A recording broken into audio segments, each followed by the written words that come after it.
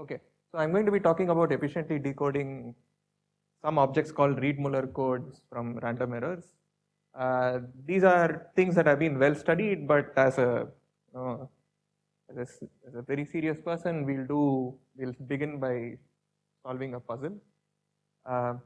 So this should hopefully at least explain the title and explain the problem that we are trying to solve.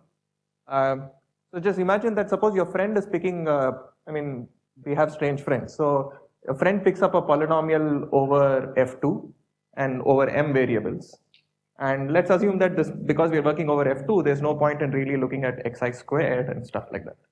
So let's just say your friend picks a multivariate polynomial and of small degree. I picked up something like cube root of n, but basically think of anything smaller than square root n for this slide.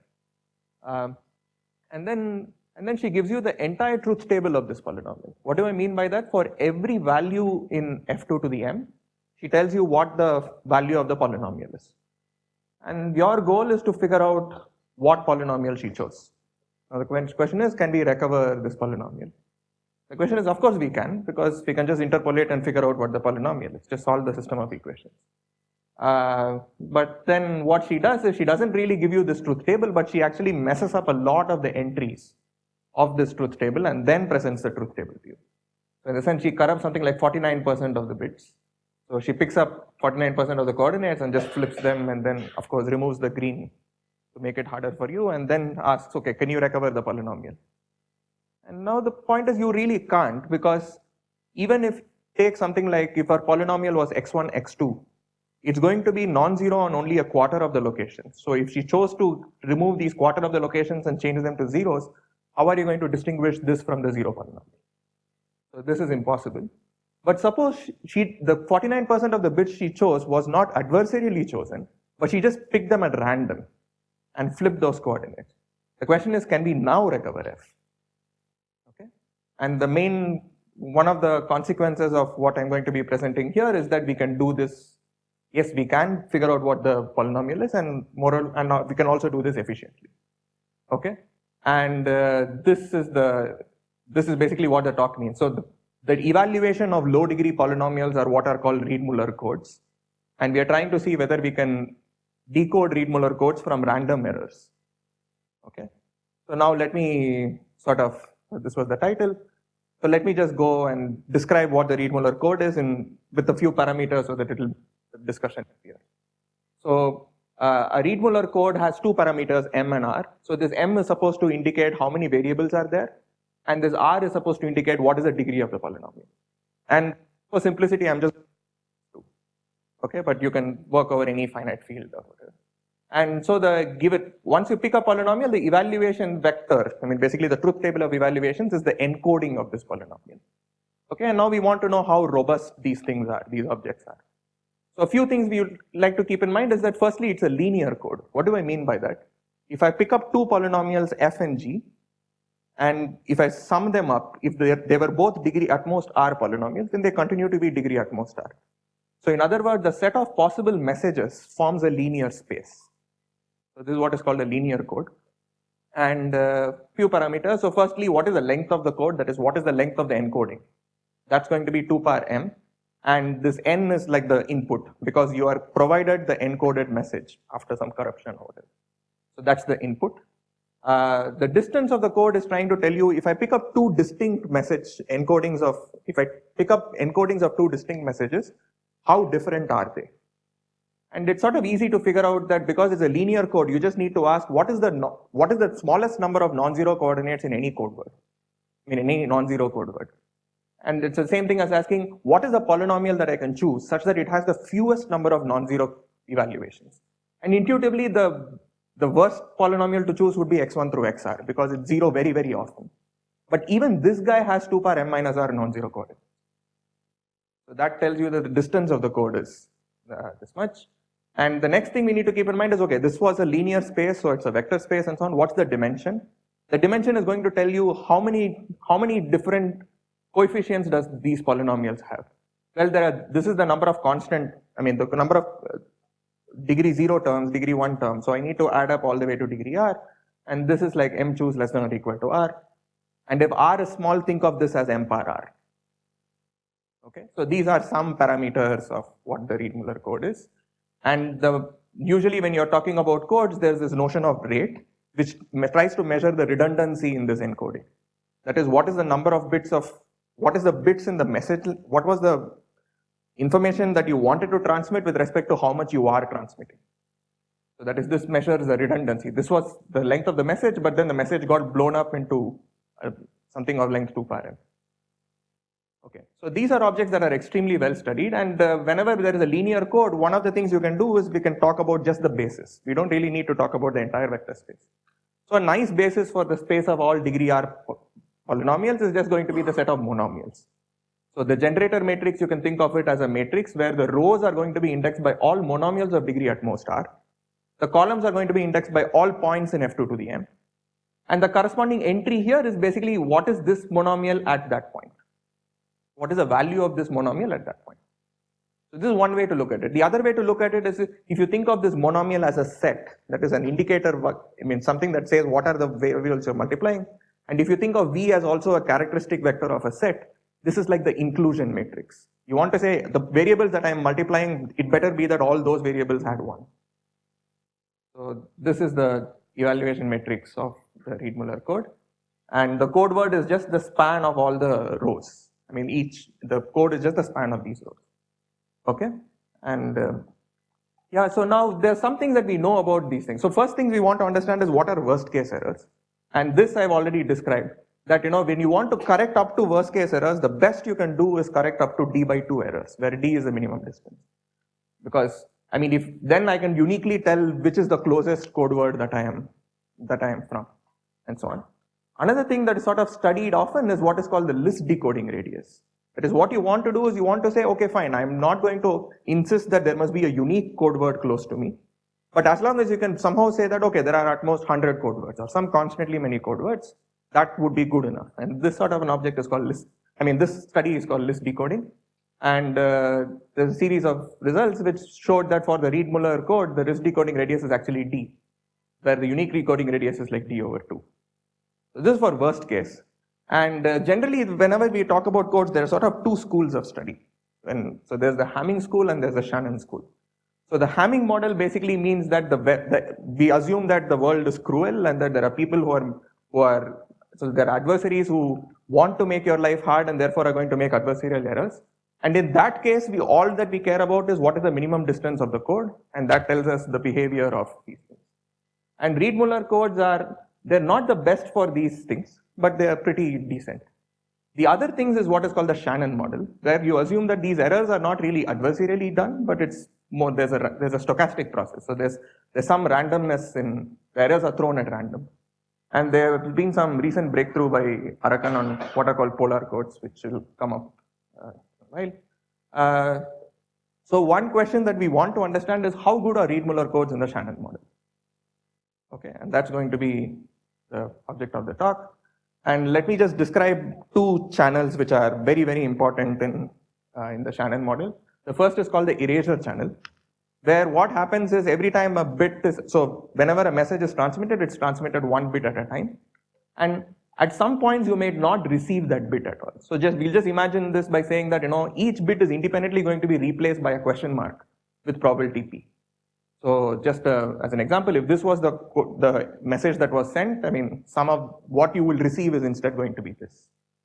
So that's the binary erasure channel. And okay, the other channel which is probably what I have been talking about all this while, is that each bit is going to be flipped with probability p. So that's the binary symmetric channel. In the sense here, we are not really we don't know which are the coordinates that have been corrupted. Okay. So one of the things we want to know is, okay, if this is what my channel is, how efficient can I be on this channel? That's the question we want to understand. Okay, and both these things, just by a simple Chernoff bound, this is almost equivalent to saying that you fix the number of errors that you're making, which is something like p times n, because this is what you would expect on average. And you can focus on that if that makes life any better. So channel capacity is just saying that if this is the channel that I'm going to be working with, what is the best rate I can hope for? How efficient can I be in my transmissions? Okay, so let's try to figure out what it should be for the BEC. So there are going to be some guys which are replaced by question marks. And intuitively, after I receive a certain message, I have about I should have about 1 minus p times n bits of information left. So in some sense, what I want to know is like if I intended to send x to the n, that is x to the n is just an n-length message, but what was received was y to the n. How much information about x to the n was contained in y to the n? And in here, intuitively, the answer should be 1 minus pn, and it should sort of tell you that I can't hope to do better than this. I mean, the dimension of the code one shouldn't expect it to be better than 1 minus p times n. So in other words, the rate cannot be better than 1 minus p. Okay? So what about the binary symmetric channel? This gets a little trickier, but basically the amount of fuzziness is with respect to how many elements are there in a pn radius ball. So the rate turns out to be something like 1 minus h of p. This is the best rate you could hope for. Okay, and these things are called channel capacity and so on. Okay, so for the BEC channel, the best rate should be 1 minus p. For the BSC channel, the best rate should be 1 minus this entropy of p. Okay, and Shannon proved that these are the best rates achievable, and also that anything smaller than the rate, slightly smaller than the rate, you can construct codes that do this. Okay, and codes that do this are called capacity achieving codes. Okay, now you could go to Wikipedia and just ask for what are capacity achieving codes, and this is what you get. Okay, this is not really accurate. There have been other capacity achieving codes, but this is the Wikipedia page that you get. Saying there's one code which is the polar code. This is the breakthrough of Arakan from a few years back. So one of the questions we want to understand is, okay, polar codes do achieve capacity for these things, but I want to know if Reed-Muller codes also do this. How well do they perform in BEC and how well do they perform in BEC? Okay, so this is the question. So I hope the direction is clear. I'll soon make the question a bit more concrete. Okay, so in order to understand these things, an important object to study is what is called a dual of a code. Okay, so here, since we are talking about linear codes, you can either study a linear space as specified by a generating basis, or you can instead say what are the set of constraints you're putting on it. Okay, and the set of constraints is basically the set of all vectors u that is orthogonal to everything in your space. That's called the dual space. Okay, so I can specify a space either by the basis or by the set of constraints. And if I now list down a basis for C perp as rows, then you get what is called the parity check matrix. Okay, what is a parity check matrix? What is one property that it has? If I pick up a legit code word and multiply on the right with the multiply on the left with the parity check matrix, I should get 0. I should get the 0 vector. That's the definition of what a parity check matrix is. Okay, so now that we have defined this, let's then go to linear codes and erasures and how it works. So suppose somebody gave us this pattern. There is a specific code that we are interested in. They gave us this pattern and they are asking us, can we figure out what the message was? Now, when can we not recover this? If it so happens that there are two distinct ways to fill up these question marks, then it means this is the pattern of erasures that I cannot correct. Okay, but that's the same thing as saying now if these two are legitimate code words, then the difference should also be a legitimate code word. And the difference is just going to be supported on these question marks. Okay, so the question about whether or not we can decode something from a pattern of erasures is just asking, can you come up with a non-zero code words that is supported only on the erasure points?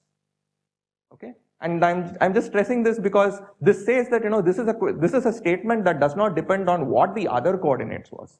It just cares about what are the coordinates that were erased. Okay, so we want to understand what are these bad set of erasures and so on. Okay, so in order to do this, let's just multiply this legitimate code word with the parity check matrix. What would happen? You would basically take the linear combination of the columns that are indexed by whatever ones were there and so on. Okay, so in other words, if there is a legitimate way to put a non-zero filling of these question marks, that's the same thing as saying that the corresponding columns of the parity check matrix are linearly dependent.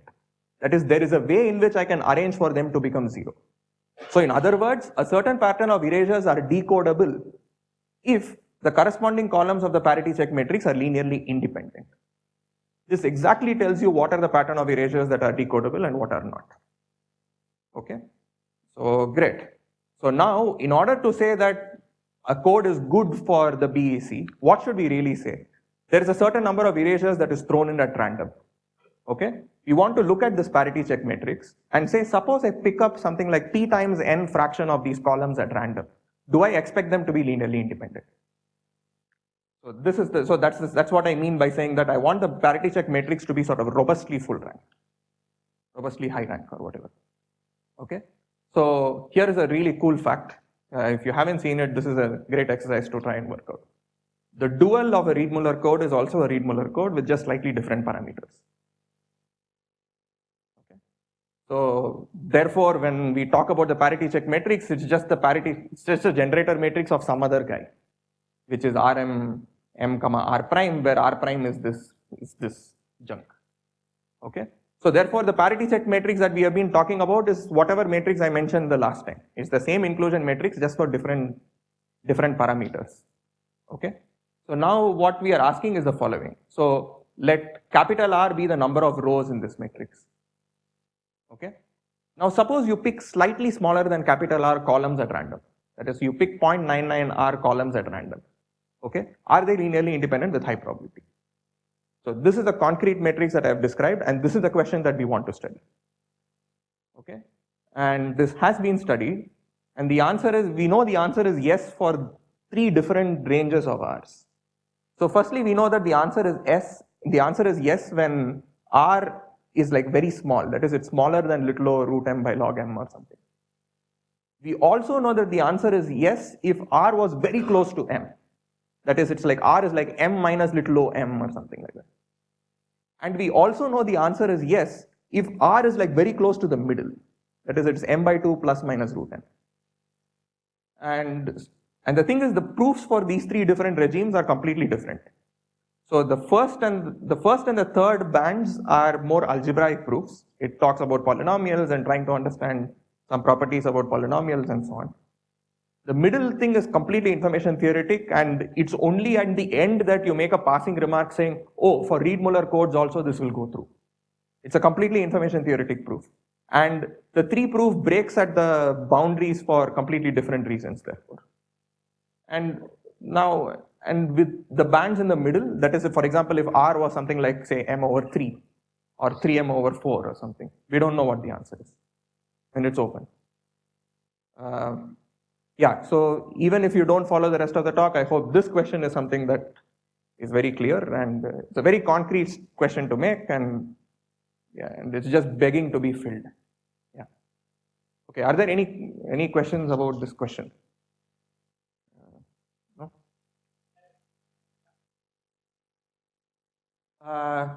So yeah, that's like both here and here. No, the first, I mean, this diagram is not to scale. I mean, this band is like little o root m. It's very, very small. Yeah, and the middle band corresponds to constant rate codes. That is, the rate is a constant, but it's bounded away from 0 and 1. Any other questions? Okay, cool. So, so this is all stuff that, oh, by the way, I should have mentioned. This is by the first and the last is by Abbe, Spielka and Vigdersen. This is a result by Kudekar, Mondelli, Sasolo, Urbanke, and then Kumar Pfister. There were 2 groups that sort of simultaneously came up with this result, and it was eventually merged. So now what I want to talk, all this while we've been talking about erasures, whereas my title was about errors. So we talked about the erasure channel all this while. So now there's a very nice result in Abbe, Spielka and Vigdersen, which sort of gives a way of translating a statement about erasures of a certain code to something about errors of a different code. Okay? So it says that suppose there is a certain pattern of erasures which turns out to be correctable in this code. Then if that were the same pattern of errors in this code, I can still correct them. So this statement seems a bit weird, but what I want to say is the following. So let's go back to the same thing. If R falls in this green zone, then what that means is that the number of erasures you could correct here was roughly m choose R. Which means if there are m choose R random errors thrown into this code, you can still correct from those random errors. Okay? And just to contrast this, I mean, one corollary would be like, let's take R to be small, okay, R to be really small. Then M minus 2R and M minus R will fall in this band, and it says that you can correct close to M choose R many random errors. But let's contrast this with the distance of the code. The distance of the code is just 2 power 2R, whereas this quantity almost looks like something like M power R, or like 2 power R log M. So this corollary says that, you know, in this regime, even though the distance of the code is way smaller, the number of random errors you could tolerate is substantially bigger than what the minimum distance is. It's like it starkly separates what happens in the Hamming model and the Shannon model. Okay. The other setting is when if you choose R to be like M by 2 minus little o root M, so that it falls in this regime, then M minus 2R will become little o root M, and this was the puzzle I mentioned on the first slide. So here M choose less than or equal to R becomes something like 49% or whatever, and that was the puzzle from the first step. Okay, this was all work done by Abhesh, Vilka and Vigderson, and the part that we did was just showing that this transformation of theirs, you can do it via an efficient algorithm. Okay, so in the remaining time that I have, I'll sort of give a full proof of this transformation, and please stop me at any point if there's something that's not clear. The proof is like very elementary. Okay, cool. So let's just state the result. That is, we want an efficient algorithm that under the following guarantee. Suppose I'm given a corrupted code word. So V is a legit code word, but there is an error that is thrown in on coordinates S. Okay, so what we receive is actually W, which is V plus error S. Okay, and suppose it happens that S is a correctable erasure pattern in this code. Okay, then given access to W, I want to be able to recover V. This is what I want to do. Is the statement clear? The thing is, all I know is what W is. I am not told what S is, obviously, because that's what we are trying to find out. Okay, so we are given W, but the only thing is that whatever this S was, you're given some guarantee about it being erasure correctable in a different code, and you want to somehow figure out what this set is. Okay, so let's first get a sense of what we have access to. Okay, I have access to a code word W, which is V plus error S, but I do not know what S is. I have some guarantees about S, but I don't know what the set is. Okay, let's just take the parity check matrix of this code, Rm of M comma M minus 2R minus 2. Okay, and it turns out to be the generator matrix of 2R plus 1. Let's multiply this with, if I multiply this with V, I will end up getting 0, because that's what a parity check matrix means. But what am I instead multiplying with? I'm multiplying it with W. So this times V part will give me 0, but I'm still left with E times this error S part. Okay. Now what is this going to be? It's just going to be the sum of the columns that are indexed by S. Okay, and this object is also called the syndrome. That is, you're given a corrupted code word, you multiply it with a parity check matrix. If there was no corruptions, I would have got 0. But now I'll get something which is called the syndrome. And let's just focus on what this is. So the rows, the entries here are going to be indexed by monomials of degree at most 2R plus 1. What is the, I don't know, the mth entry? It's going to be M evaluated at U1 plus M evaluated at U2, blah, blah, blah, till M evaluated at UT. Again, I want to stress, I do not know what U1 through UT are, but I have access to this linear combination. So because I give from the received word, I can multiply it with the parity check matrix, I'll end up getting this. So in other words, I have access to the sum of the evaluations of M on these points for every monomial M of degree at most 2R plus 1. This is what I have access to. Now, once I have access to this, just by linearity, it tells me that I have access to the sum of any polynomial of degree at most 2R plus 1 on these points. Just add up the corresponding things. Okay, this is what we know. And so what does it mean to say a certain correct pattern of erasures were correctable? If the set of columns in some parity check matrix was linearly independent and so on. Okay, the parity check matrix of this code was Rm M comma R. Okay, so that's the same thing as saying if S was a certain pattern of erasures.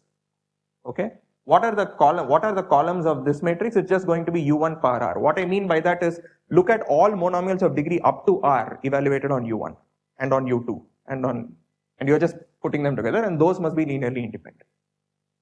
So this is the guarantee we know about S. Okay, so here is a decoding algorithm, and it's just based on this one lemma. Okay, so this is the guarantee that we have about S. I want to basically say, I want to guess a particular coordinate, figure out whether that was one of the errors or not. So I need a way of figuring out whether that's an error or not. And this exactly tells me when that would happen. You pick any arbitrary entry. This U is a potential error point. I want to know whether this U is in S or not. This U is in S if and only if the following condition holds. That is, there is some polynomial G of degree at most R, such that if I look at F times G on and sum up over all the UIs, for any polynomial of degree at most R plus 1, I should end up getting F of U. Let's just parse this a little slowly. So G is a polynomial of degree R, which is some witness for something, such that for every choice of F of degree at most R plus 1, the left hand side, notice that it only involves degree 2R plus 1 polynomials. So the left hand side is something that we have access to. You're somehow saying that, are these values going to coincide with the polynomial F evaluated at U? Okay, and this is just a system of linear equations because, you're asking whether there exists such a G, and you can just write this as a system of linear equations and solve it. So once you prove this lemma, the algorithm is just clear. Just run over every point U, try to solve the system of linear equations. If there is a solution, you know U is one of the error points. If there is no solution, U is not an error. Just move on to the next point. Okay, so great. So let's try to prove this. So we need to prove two things. Firstly, so first thing I want to say is that I want to prove one direction. So for that, what I'm going to do is the following. So this is a guarantee that we had, that is U1 through UT were chosen such that these columns were linearly independent. Okay, I want to say there exists a polynomial hi for every I, such that it sort of filters out the ith guy. That is, it's 1 on ui but 0 everywhere else. Okay, what is the proof of this? We know these columns are linearly independent. So do Gaussian elimination. You will end up with an identity matrix and a block of zeros.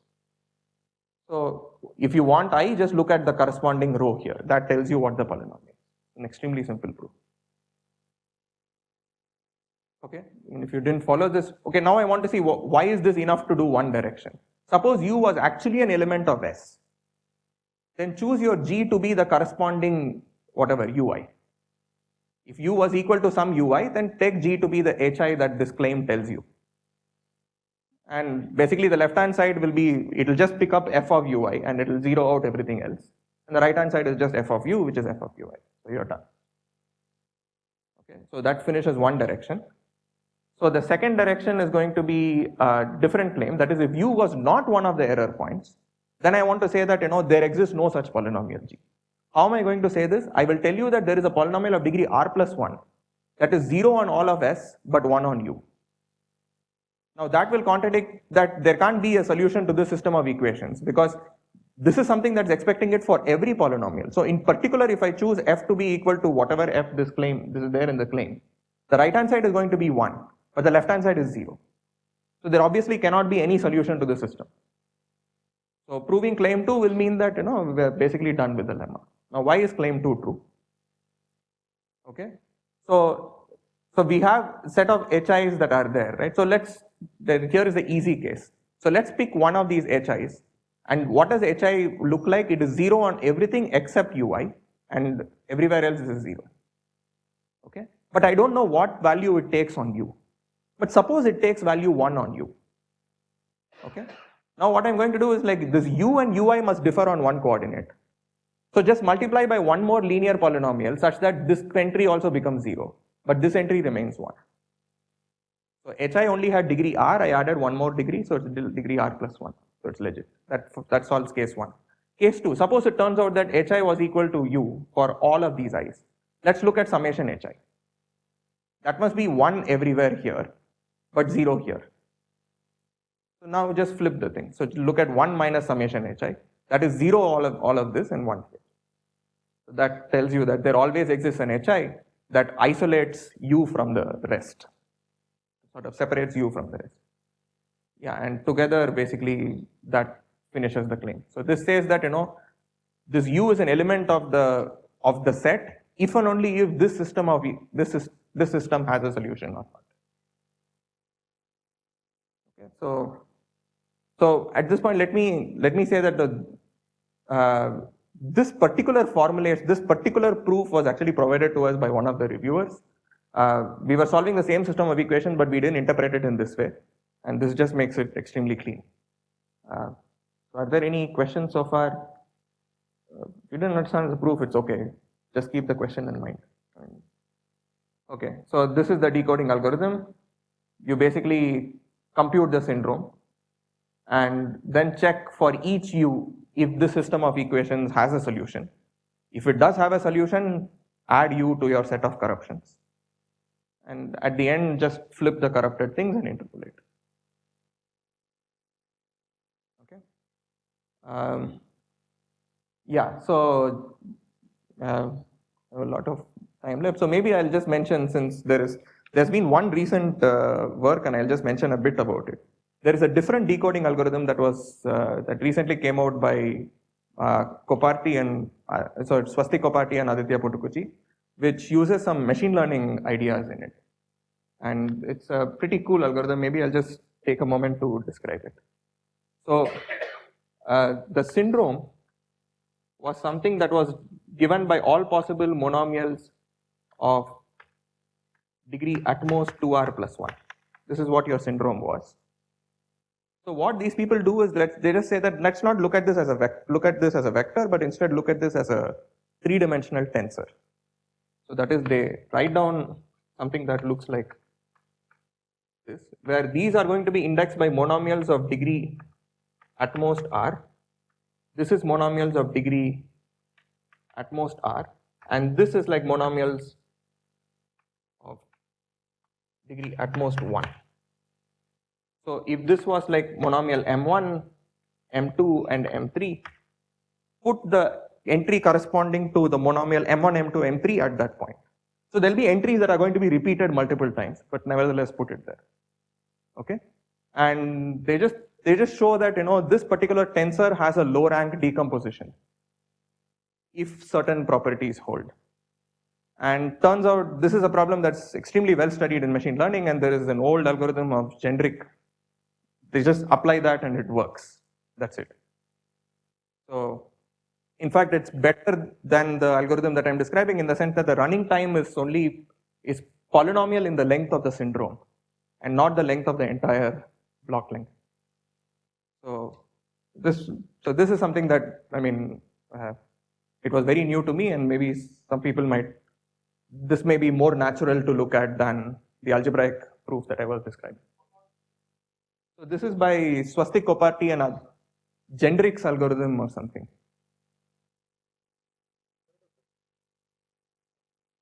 It's supposed to be something from the 70s or something.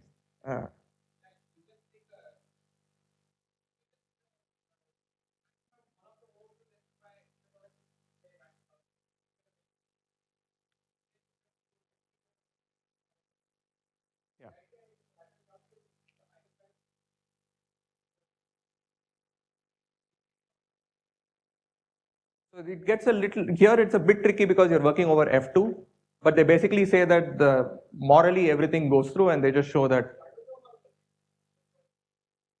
So it's not the same proof. So instead of doing SVD, they basically need to say that there is, so in some sense what you want to do is you want to take this and randomly flatten the tensor in this direction, and then try to find a decomposition of it. There you don't need to do SVD, but you just find some principal, that sort of a decomposition.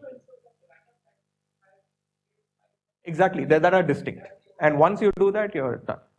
So this was basically, of course, one needs to take the guarantees to somehow say that what can we say about this tensor, and it will turn out that this tensor is an overdetermined system or something, and that helps them figure out, underdetermined, whatever helps them figure out. Yeah. So, Prateek has a question? So yeah, I'm just wondering how you will decompose.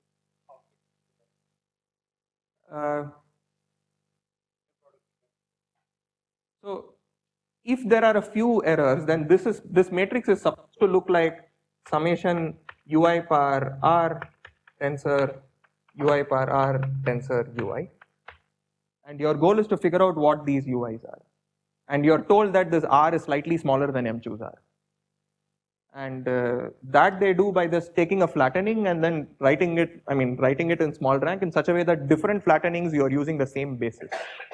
That's what they try to do, because there is one common basis that works for all the coordinates and you're trying to find one such thing. And I remember reading it that once you set this up in this language, it was just a direct application of what seems to be known in the tensor reconstruction community forever.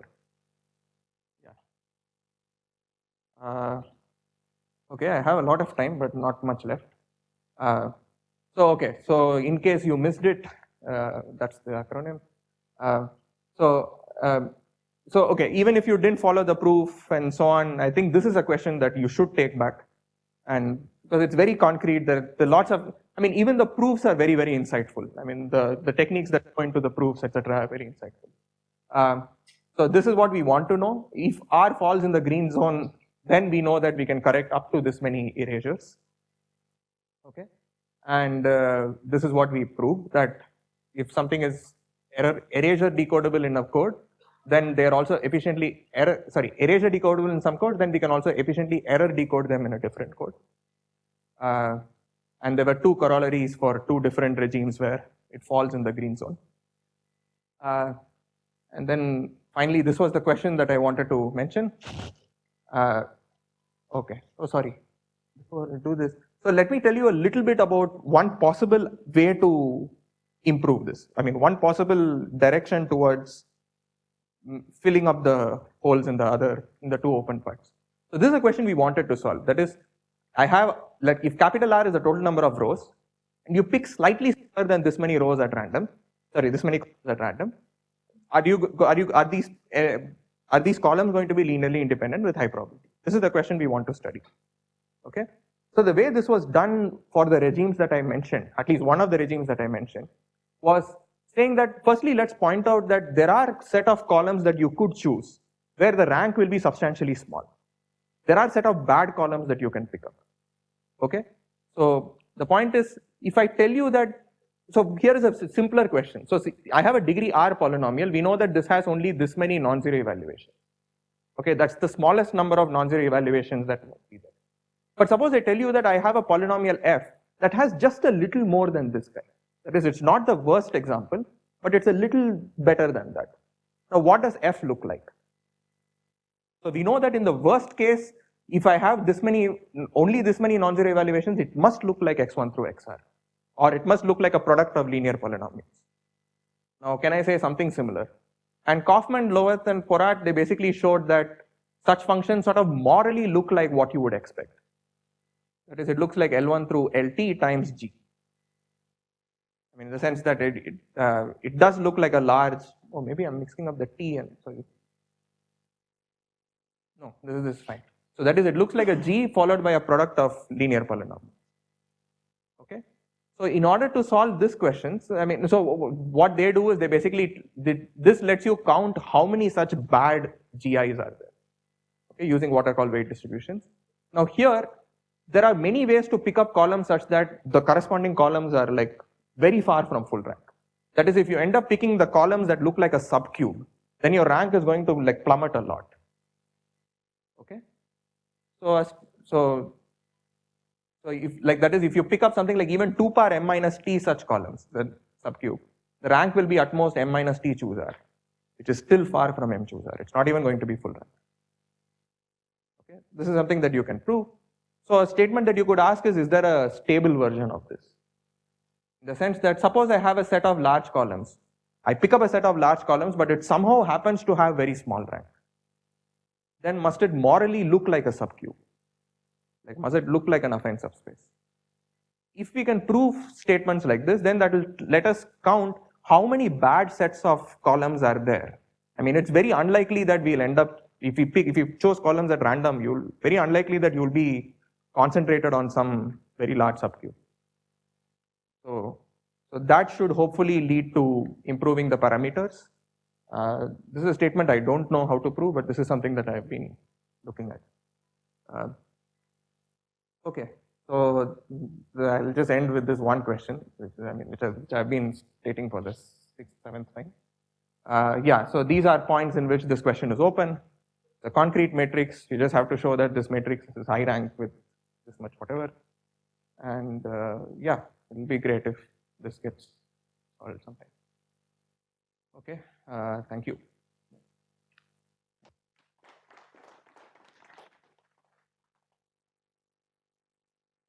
Any questions?